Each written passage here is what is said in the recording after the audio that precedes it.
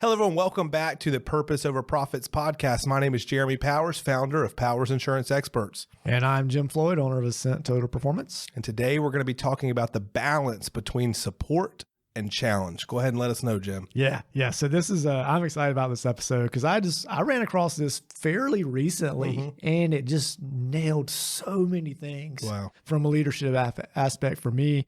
And so I thought it'd be a great thing for us to talk about. It's not fair because I got that from like a Dr. Seuss book when I was reading it the other day. Here you are in this complex theories. So I need to step my game up. So I think this is a very common theme for anybody in a leadership position of struggling with these things.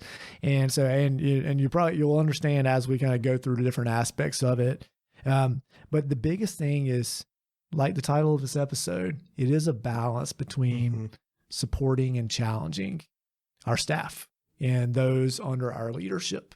And so it's a nice self-assessment of who we are as a leader at a certain time, but then also what are things we need to implement in to make sure we have the appropriate culture and the desired culture within our organizations that we need to. Man, that is, and we talked very little about ultimately this topic, other than like, hey, Jeremy, like this is something I want to talk about. And so, but what you just said right there to me and my improv through this is what hit me so hard is really just two things. Number one is how I am taught and challenged is not the way that my team necessarily will be. Yeah. Okay. Because I think so often my biggest struggle is that I assume that everyone wants to be led the same way that I need to be led. Yeah. Okay. So that's, just really the number one for me. And then number two is that it's all about the deliver. It's all like the delivery. Yeah. It's all like you can mean one thing, but if you don't say it like you don't deliver it properly, followed up by actions that hold up the way you're trying to present it, it starts to fall on deaf ears because no one believes that you have consistency. And so, man, I'm really pumped. Yeah. So let's dive in. So what we're talking about with this support challenge balance is, so we create a matrix, and so it's basically we have 4 quadrants of this. So we have support on one axis. So I'm taking everybody back to like middle school math, geometry kind of stuff. So we got support on one axis. On the other axis, we have challenge. Okay. And so if we're going through that, so those two things should play with each other. But we have 4 quadrants. So if we're looking at, we have one side of it according to our support. So we're going to have low support and high support. Okay. The other way, we're going to have low challenge, high challenge. So then we have 4 different quadrants according to support and challenge. So if we start at the quadrant of low support and low challenge, that's not somewhere I would want to work. Not at all. So that is something where there's just apathy for everything.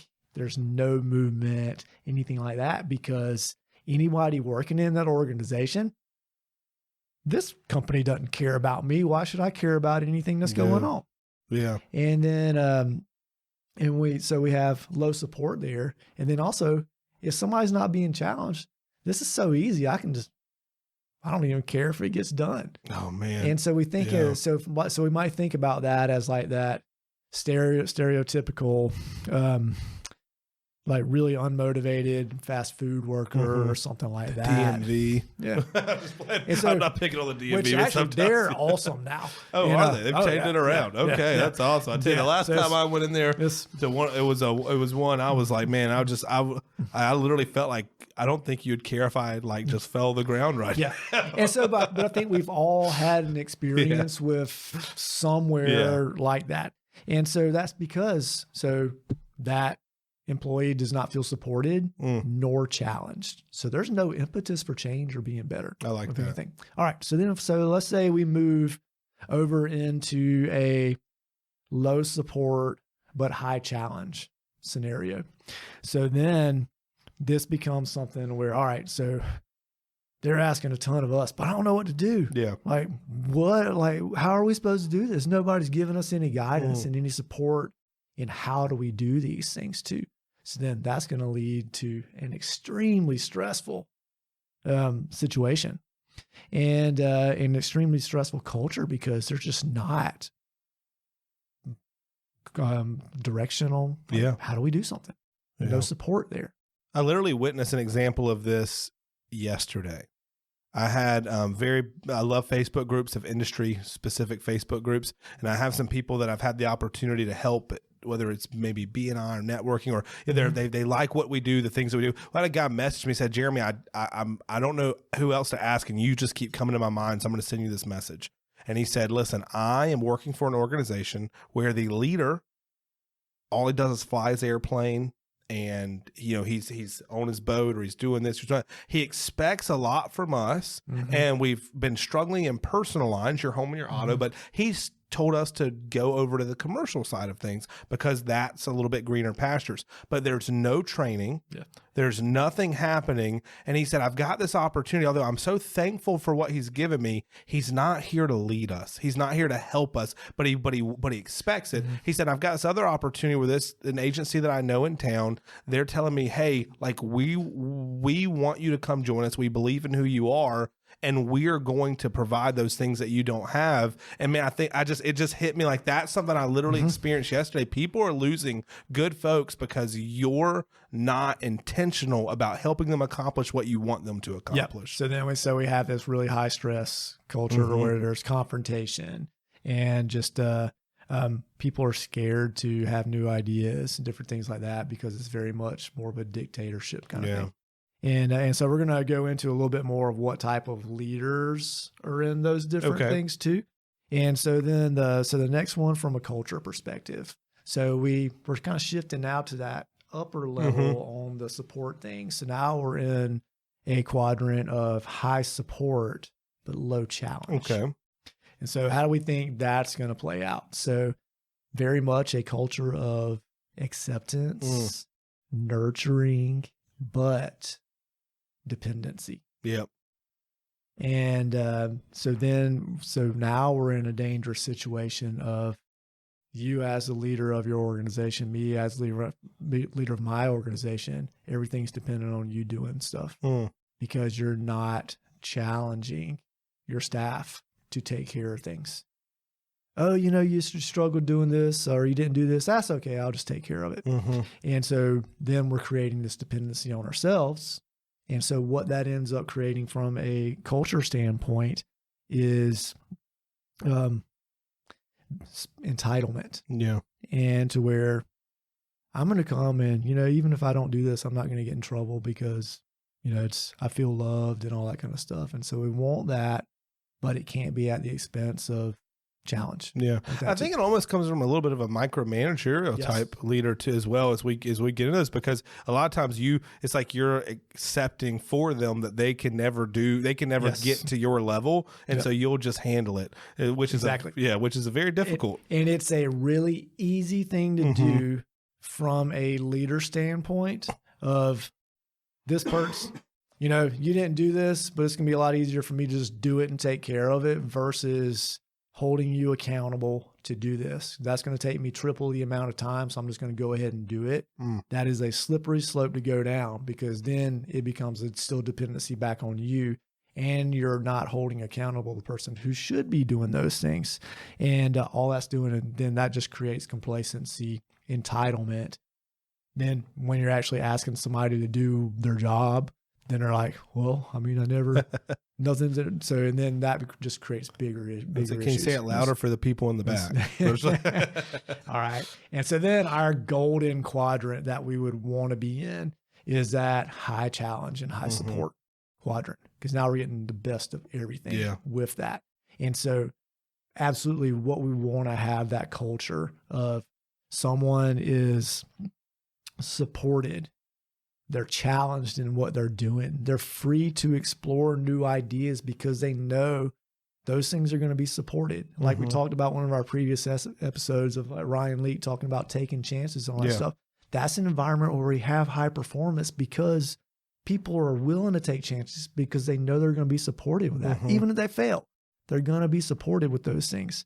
And it's really just, we're able to foster that culture of we're going to push it and we're going to do it and we're going to really, really challenge ourselves. And my leader is going to challenge me a ton, but I know that it's going to be backed up with, I'm going to help you get there, do all that stuff. And that's really what we should strive for culture-wise of being there. Yeah, I think it's reconditioning stress to stronger. Yeah. It's reconditioning because like stress, even at the gym, if you're pushing out that weight, you're stressing, you're putting that stress on. I think that it's harnessing stress in a way that actually can do something for you instead of take years off of your life. Yep. All right. So I think right now so after we kind of going through the culture part of that. So I think the next thing we want to move into is what kind of leader are we within that matrix? But before we get into that, we want to pause right now to kind of have a word from our podcast sponsor. Hey, I'm Billy with Colucci Custom Awards, and I'm proud to be a sponsor of this podcast. We're here at Colucci Custom Awards. We commemorate special moments in people's lives. We do that through plaques, through jewelry, and through awards. Thank you, and I hope you enjoy this next episode. All right, welcome back. Thanks for listening to our podcast and our sponsor. And so now we're going to continue on with this support challenge matrix, but now we're going to flip it to what kind of leader are we within that. Very nice. I can stop holding my breath now, right? We're done, Pauls. We're good. Yeah. You're turning blue and That's stuff. right. I was kind of worried about you. Man, I'm excited. This has been great so far, Jim. I think you've done an amazing job of just diving into this, and I can't wait for the leadership styles. Yeah. So this is something that really hits home for me because I am absolutely guilty of not being where I needed to be on quadrant. When you get excited, I know that we're going, like, it's about to be a good time. Yeah. All right. So now we're going to go through that same process just we went to with culture, but now we're going to apply it to ourselves and how we rate ourselves. I don't like that as much. Putting the pressure on you. All right. So we're still on that same scale, support, challenge. So we're going to start with our lower quadrant with that, which is going to be low support and low challenge. And so when that's the kind of leader that we have, so some indications with that would be where you don't give a crap about your staff and you also don't care if they do their jobs. And so I think depending on where people have worked, you may have experienced a leader. And I shouldn't even say leader because that's really what not I say. It's just someone who's been boss. Elevated to a management position. Yeah. And so in that matrix, that's called being an abdicator in that. And so like, there's just so much apathy, low expectations that it's just people aren't even meeting the minimums of things too. And so if any of our listeners feel like they're in that quadrant, send me or Jeremy a message because we got to talk about that because that ain't even close to where you need to be. Well, I want to say one thing, and this is what comes to me when you say that. Experience does not equal leadership. Absolutely. Yeah. Like you may be up against someone who's in a leadership role and because they've been doing this for 30 years. Yep. Experience does not equal leadership. I don't care who you are. It just does not equul leadership. Yeah. And so, I mean, hopefully none of us are going to be in those situations. And you're probably not listening to this podcast unless you're like being held hostage and like, we're going to make you do something to talk. You're going to listen to this leadership podcast. All right. So if we're moving we're moving to the right in the quadrant. So now we're going to move into still a low support situation, but a high challenge. And so the term for that as the leader will be the dominator with that.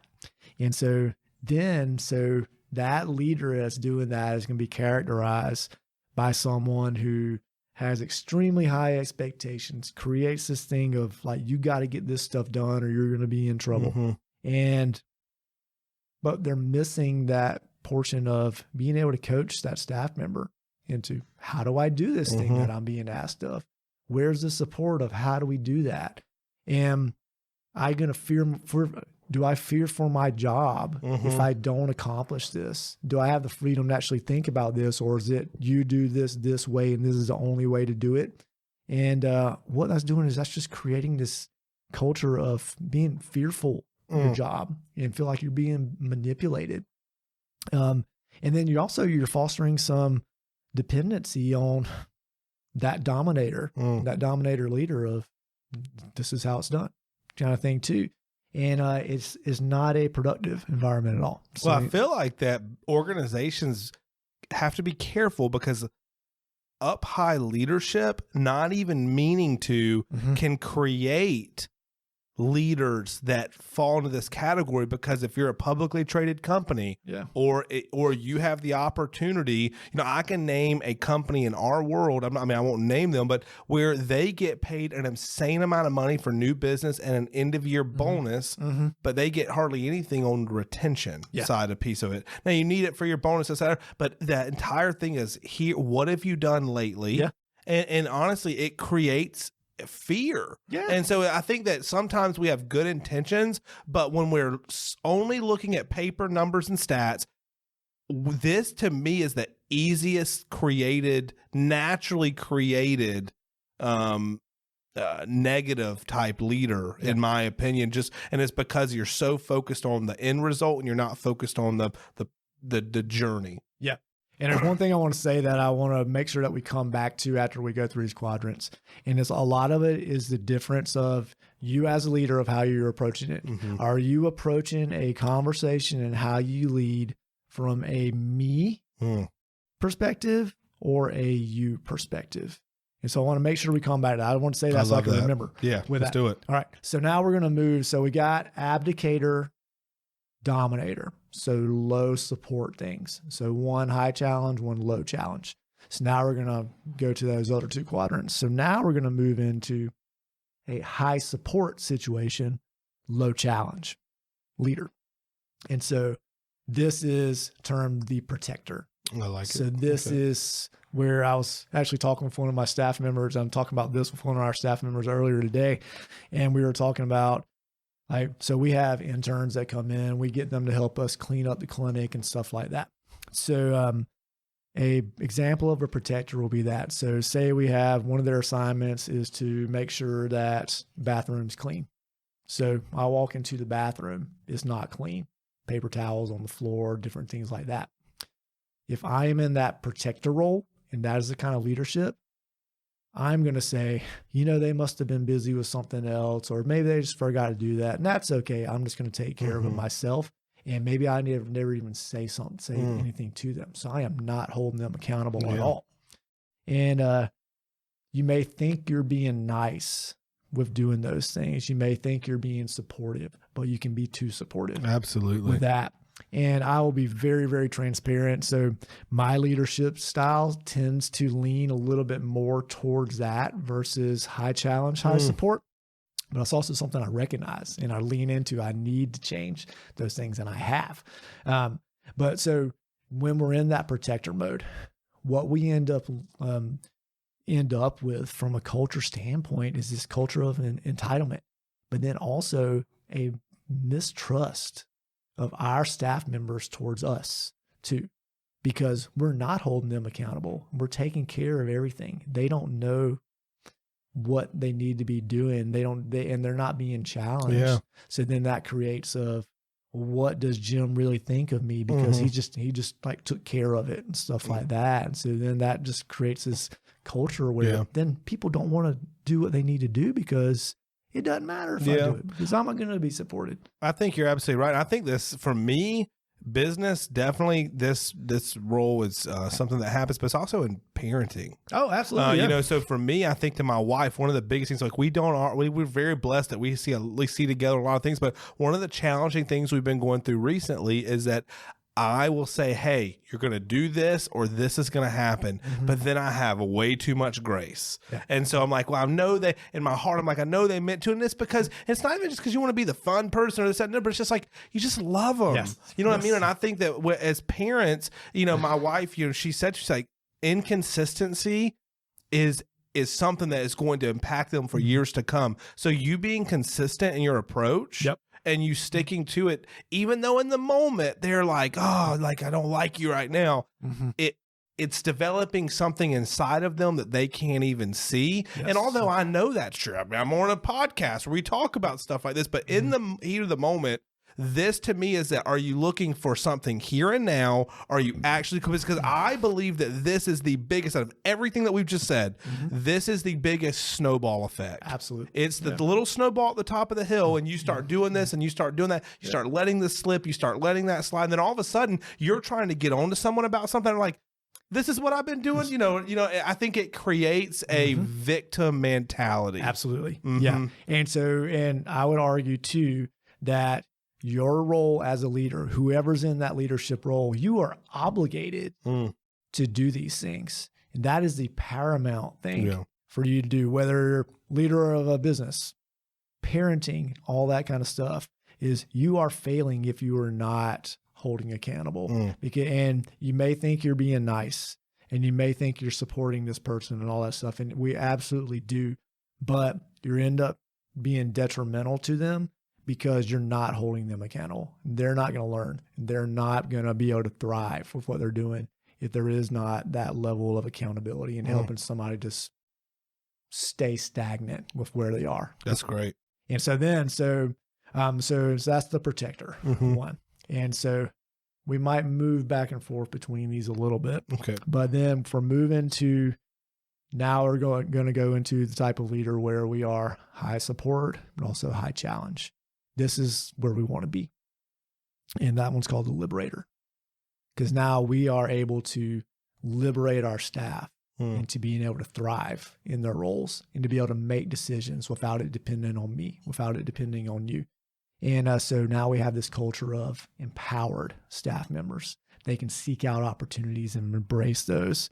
And there's this, we have, instead of it being, let's do this because Jim said so, and this is the way Jim wants it to be done. Now we're in more of a partnership and we're going to collaborate on things. And they have the freedom to be able to challenge things too, because they know they're still going to be supported with those things too.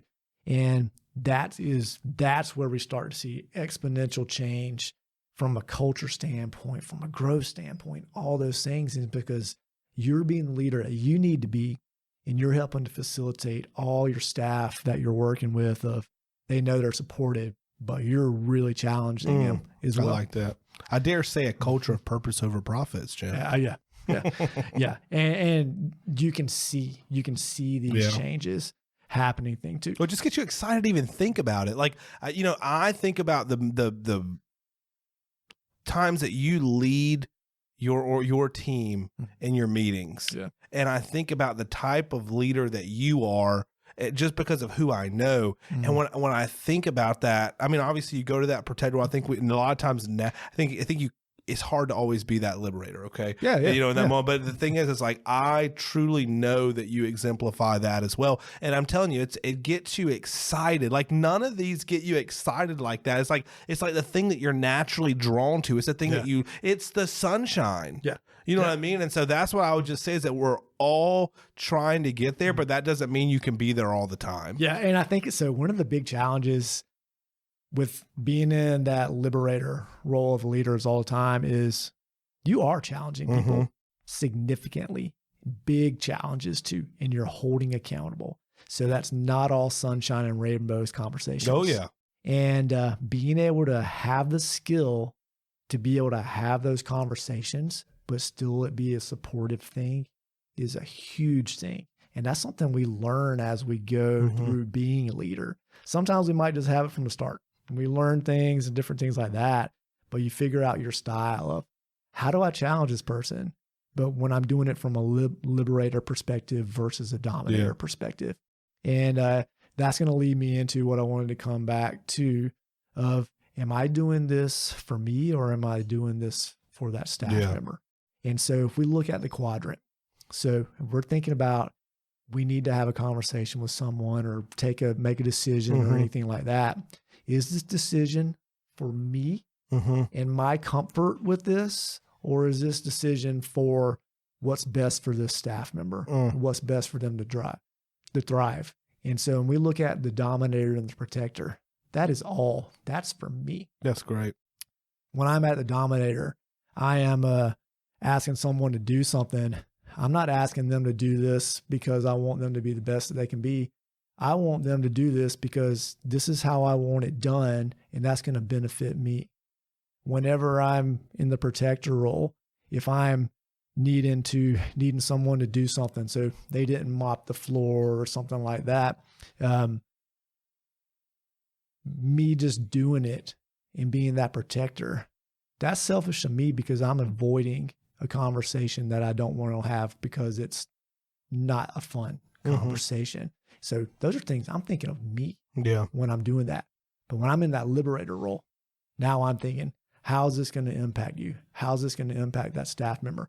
What can I say to this person to enable them and empower them to be able to accomplish this? And they know they're going to be supported, but I'm doing it in a manner where we're still challenging a lot. But my first thought with that is not, how's this going to affect me? My first thought is, how's this going to affect that staff member and how effective they're going to be and how they're going to be able to thrive and be empowered in that role. I think that's incredible. And it takes me back to Marcus Buckingham's talk on love. Yep. I love, no pun intended, I love that he brought up tough love in that. Like, and it's the same thing. And I'll tell everyone that's listening, you guys can go ahead and turn off this episode because I feel like it was written for me now because of this, because that's one of the biggest things I wrote down. Like, it was like, what's the one thing you're going to take away from this? And I'm like, understand that tough love is just as necessary as love. You know what I mean? Like, I think if you really care about someone, you're willing to give that to love. And I haven't acted on that. I really created out a game plan for that, for some situations that I need to in my office. I feel like it's actually come up naturally in the past few days. Thank goodness. And I have been embracing it when it has, but I haven't taken action on it. But here we are in this conversation. I'm hearing that again. So I'm realizing that this is just God ordained for me. And so I know none of you are having these struggles. And so I will take this one for the team. And this is something that I absolutely need to embody more, because just giving someone the pretty parts is not what's best for them. And I think that is one of my biggest struggles as a leader is I'm not scared to say it, but I always want to continue to give those chances because I believe that someone's going to be able to do it without me having to go that far. Absolutely. And that is the biggest challenge of being in a leadership position, is being able to have those tough conversations. They're never fun. Yeah. They do get a little bit easier to have when you're more comfortable in doing it. And I think when we're approaching it from the right perspective, is if we truly believe this is what's best for that staff member, and I'm doing this, we're doing this for them, that comes from a totally different place than I'm doing this for me. And, but it doesn't make it easier at all. It's more of but we have to fully believe in what we're doing with that too. So, with that, I'm a big fan of this. I like how it's objective and how we need to think about things. And, a great exercise is, I've really tried to describe it and all that stuff, but I'd highly encourage any of our audience, just do a search on Support Challenge Matrix, and you're going to see a ton of graphs and all that kind of stuff. A really nice, interesting experiment to do is do like a little graph plot on where do you rate yourself in how you lead. But a really cool thing to do is have your family plot you on that. Have your staff plot you on that. And all those things too. So you're going to see maybe it's consistent, maybe it's not. And this is a really interesting thing. So we're familiar with like the circles of influence, so self and staff and family and all those kind of things. Does that change with our circles of influence? Man, that's great. Yeah. And so things like that, I think I of course I get really excited about these things, but it's, I've found this to be a very, very profound thing. We're actually implementing this across the board in our business. This is part of our leadership training stuff now. And because I love talking about it, but I think it's really nails a lot of how we want to approach things and how we want to think about it. And it gives us a nice rubric for doing that versus just saying, we want to challenge everybody, we want to support everybody, but what does that actually mean? Yeah, I think that's great. Well, I think it's been an incredible episode. I think this is one that you definitely go back and you watch twice. And I love about it's how you don't have to just fit into one area. You can be transparent, honest with yourself, and you can be one place and you can grow to another, but then also understand that you can't be perfect. So as we try to embody this purpose over profits, I think it comes from humbly saying that we're right in the thick of it with you. And that is exactly why we do this, is to just get better together. So we hope you guys enjoyed this, and we'll see you next time.